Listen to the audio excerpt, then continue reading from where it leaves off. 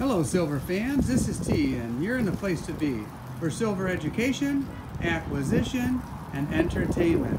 And hey, the place to be is Bloomington, Indiana. T. You're in for a real treat today. I've got a great show for you, and sit back, relax, and enjoy. But before we get to that, just a quick reminder and a request to hit that like button and subscribe if you're not already a subscriber.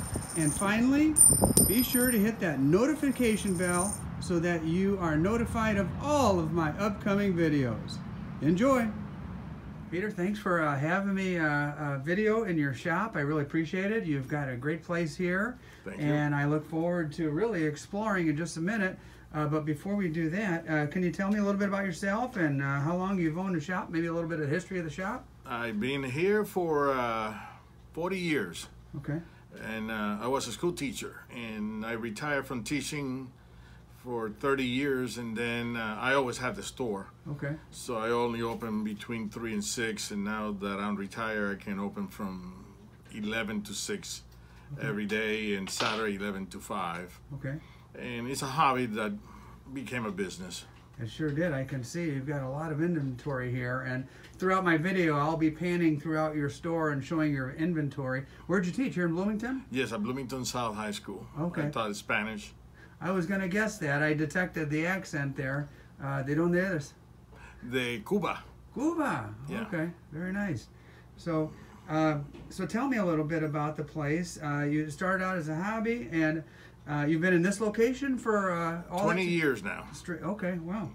And besides the walk-in, in-person shop here, do you do anything online at all? No, we don't do anything online. Strictly old school. Old school. Just people come and buy and look at the coins, and that's it. Yeah.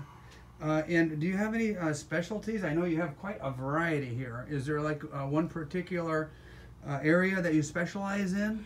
We specialize in U.S. coins and sports like cars, baseball, basketball, football, hockey, but basically right now coins. Okay. That sports card memorabilia industry seems to be heating up Yes, quite a bit. it is getting real hot right now. This year and last year, I think because the virus and people stay home, they start finding something to do, and they look at the old collection and say, hey, let me buy new stuff, and that's how I think the business is growing again. I did the exact same thing. I was home, I had time, and I looked through my stuff, and I realized I had a couple of LeBron James rookie cards and other stuff that I had forgotten I even had. Yes. So tomorrow is May 1st, and there's a so-called silver squeeze tomorrow. Have you heard of this, or are you familiar with it? Some people are talking about that there will be like a lot of people buying silver. We will see. Yeah. I don't have no idea. So I cannot really say anything about it because I heard about it, but I don't know if it's true. Right, right. So. Do you sell mostly numismatics or bullion or both? Both. Okay. We sell both. Just curious, how do you acquire your silver? Is it walking in the door? Are people selling lately, or? No, most people are buying more than selling. We have to buy it from wholesalers, and every time it's been difficult to buy silver.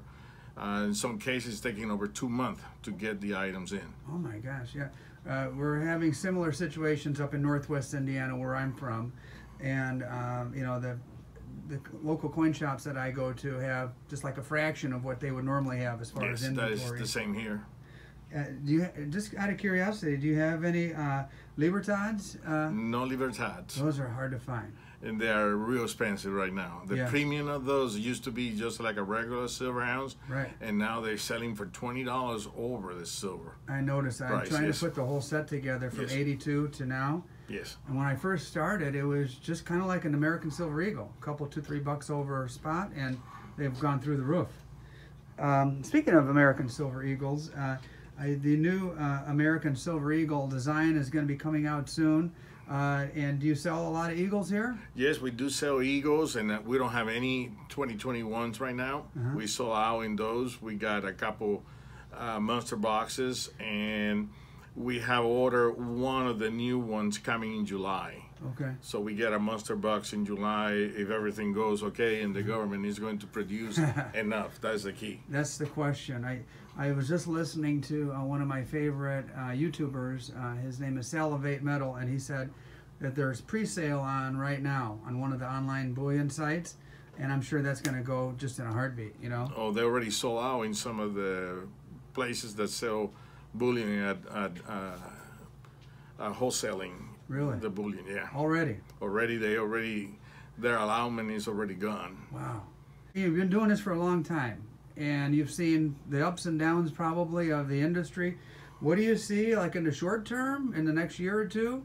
And then like your long-term forecast? Because I was talking to your son just a little while ago here in the shop with you, and what do you see for the next generation, you know? I would say silver is metal that is being manipulated. Yes. And the same way that can go up can go down. So in the long run, I believe that is a good investment because the inflation that we have every year, silver protect against that. And if you compare silver from the old days to now, you can see that a dime back in the 1960s, early 60s, will buy pretty much today the same amount that was buying back then. So it is a way to protect your money.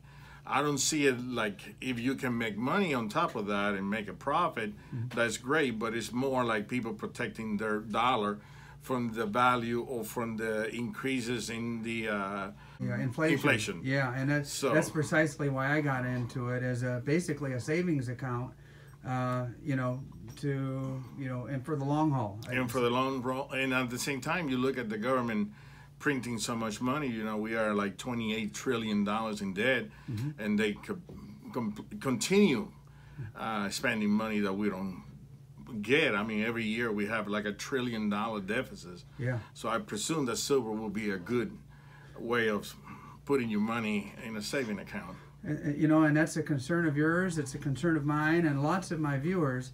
It seems like a lot of our society is not paying attention to that at all.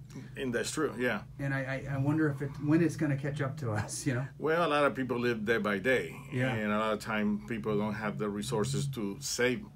But I will say if you can, you save as much as you can and save it. I mean, you cannot take it with you when we pass away, so you can leave it to your kid or grandkid or your family, and they can enjoy it, and hopefully they can do real well with it. Absolutely.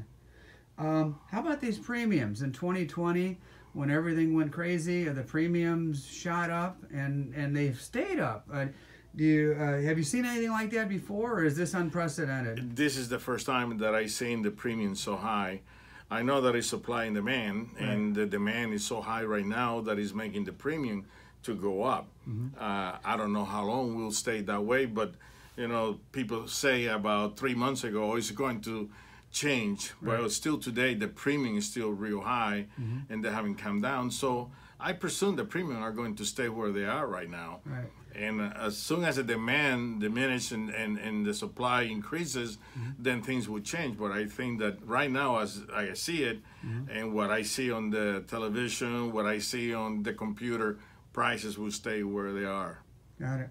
And, you know, some people I've heard say, well, these local coin shops are getting rich off of this with these high premiums.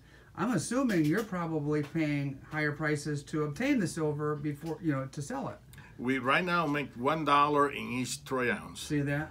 We buy for 32 and sell for 33. And if you check on Amex or one of the big wholesalers, if you buy like big amounts, like 1,500 ounces or more, you get $1 discount, and you can get it for around $31. Right. But if you buy like 500 or 300 ounces, you get basically $32. So the mom and pop shops are not the ones getting rich off these premiums. Maybe the big wholesalers or the refineries. But I think the prices are up, so they even paying more to get the inventory in. I don't see how we can get rich. The premiums are very high for everybody. And for everyone, and just to have the material here, we had to pay this high premium. Right. Morgan dollars.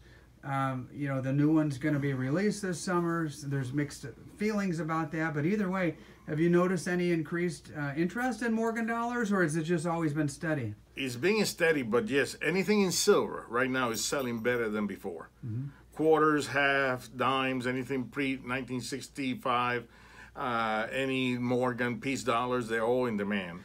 So have you seen an influx of newbies come in here that, you know, they're just totally Yes. clueless, and they just, you know, they come in looking for silver just because they heard about it? yes, a lot of people are concerned with the economy. A lot of people are concerned with the deficits, the $28 trillion. A lot of people are thinking that, you know, the government is printing a lot of money.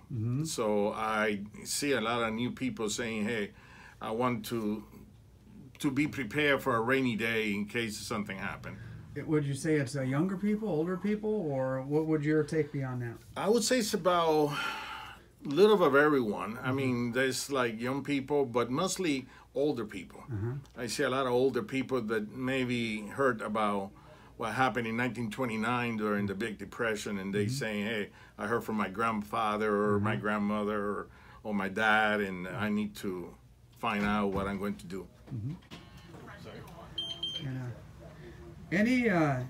Any final thoughts about the coin collecting hobby or silver stacking, you know, lifestyle? Collecting is a great hobby. I mean, you learn from history, you learn about presidents, you learn about the history of the world. You want to collect, you know, coins from all over the world, but just collecting American coins is great. I mean, you learn so much about it. At the same time, it's a good hobby because the value of the coin tend to increase with time. And if you compare the prices of a 1909 SVDB penny back in 1970 to now, I mean, it's like hundreds of dollars more. Right. So collecting is a way of maybe saving money, and it is fun. Yeah, I agree. It is a lot of fun, and I 100%. I just bought an art bar from Venezuela. And so doing the research on that, I realized the situation Venezuela is in right now.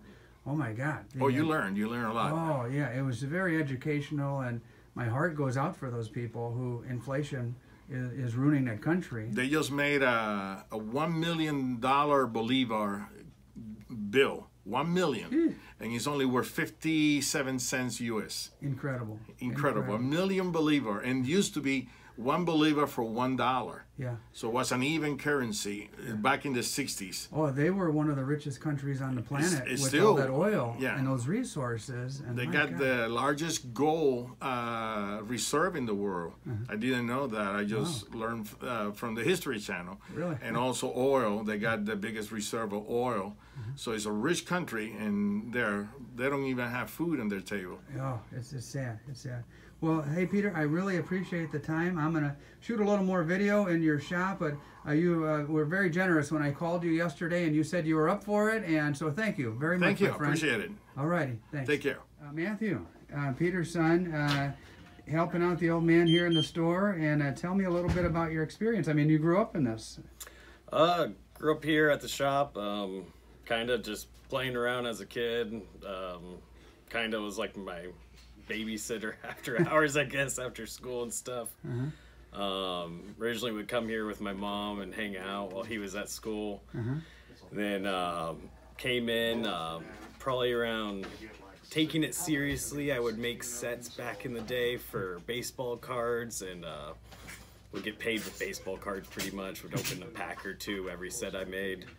What generation, when was that? That was 90s then. Okay. Late 90s, early 2000s. And then started to do Pokemon cards and stuff like that when everything was coming into trends pretty much. I'm seeing some of the prices on some of those things, and it just blows me away.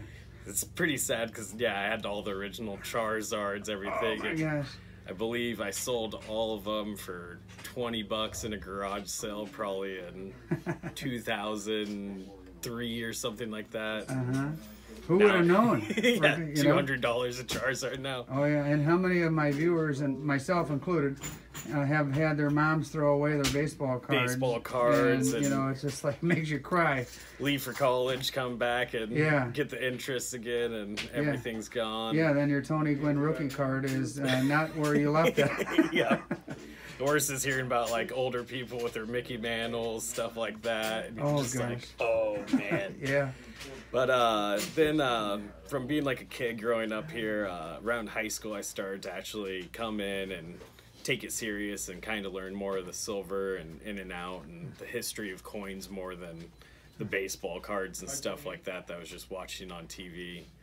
So How about the silver stacking movement? Have you seen that evolve over the years?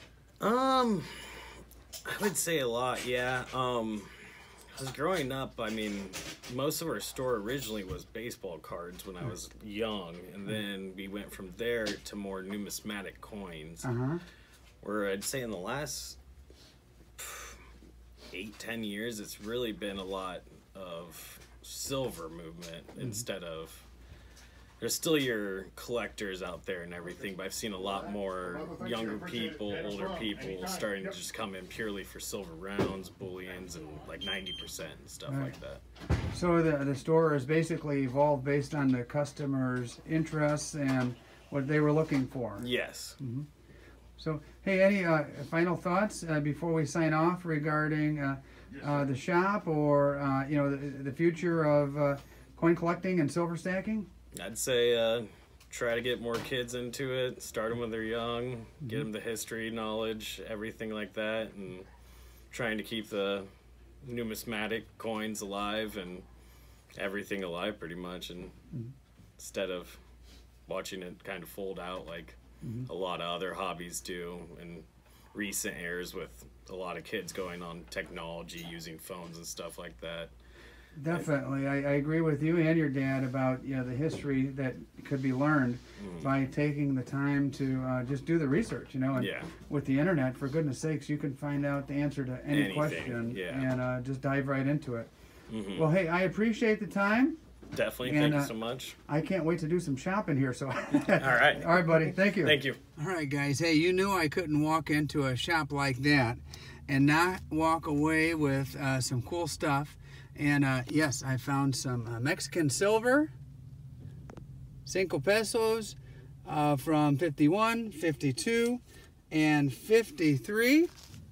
And I also found a couple of Johnson Mathew bars. So absolutely, hey, the trickle continues. Keep adding to my stack. I encourage you to do the same. You guys have a great one, and thank you so much for watching my little adventure down here in Bloomington, Indiana. Have a good one. Tea.